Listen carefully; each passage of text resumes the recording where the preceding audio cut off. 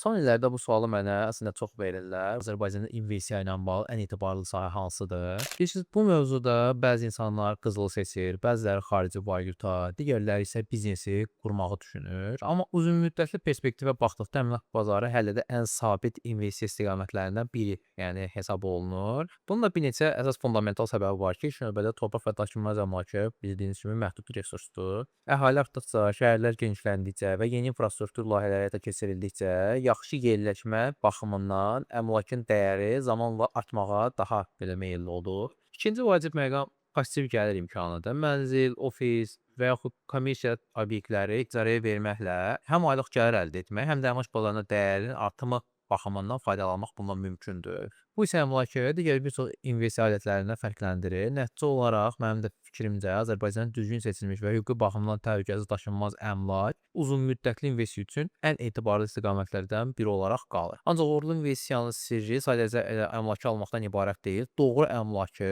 doğru zamanda və düzgün hüquqi araşdırmadan sonra almaqdır. Mən belə düşünürəm.